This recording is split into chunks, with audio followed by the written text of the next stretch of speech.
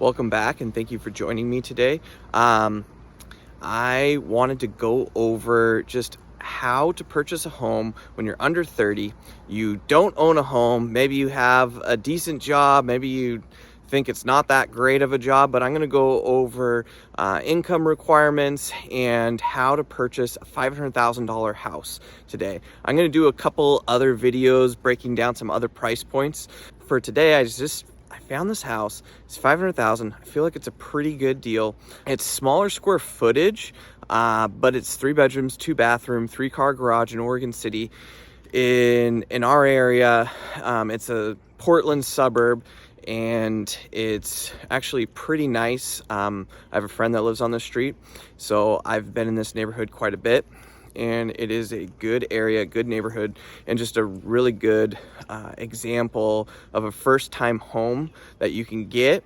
And so for now, I'm gonna start breaking down the process and the requirements that it would take.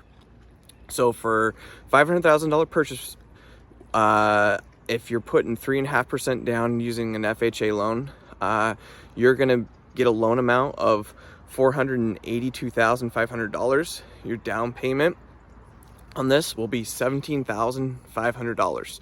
So when I plug that into mortgage calculator, what it's going to do is show you that your monthly payment is basically going to be $3,210 a month, and that is using 7% as your interest rate and amortizing that over 30 years, so a regular 30-year fixed loan.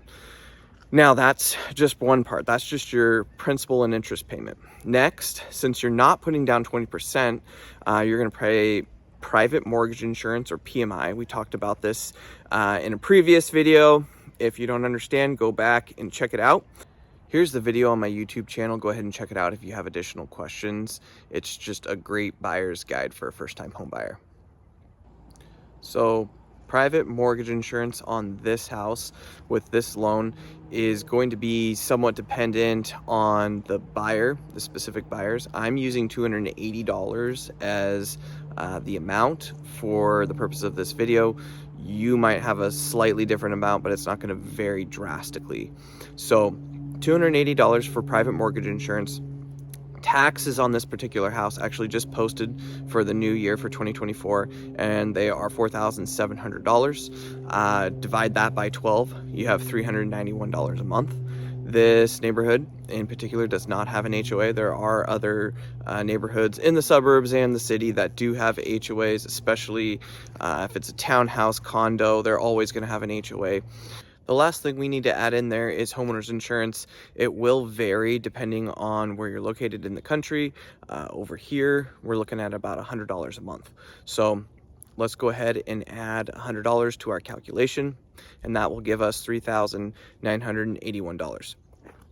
At this point, we need to figure out our debt to income ratio.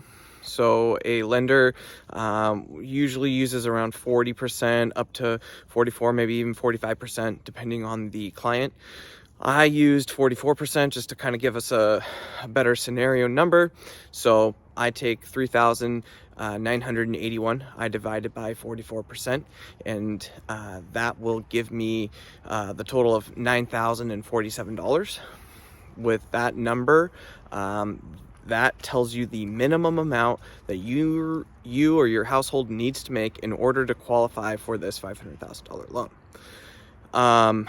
If we multiply that out over 12 months, that's an annual income of $108,000. It's 2 people making 54 grand a year. It's 2 people making $26 an hour.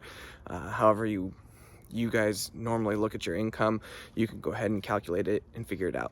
So at that point, it tells us that if you make right around $108 or more $1,000 per year, you should be able to qualify to buy this $500,000 house if you're able to save up the $17,500.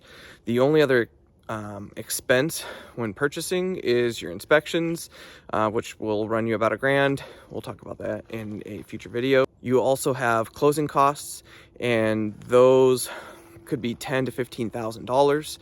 But depending on the deal that you're working on, if the house has been on the market for a while, you oftentimes can get the seller to contribute a concession, which is a contribution towards your closing cost credit, and you can get $10,000 to $15,000 from the seller. So a lot of times you can avoid paying your closing costs altogether. So that basically sums it up.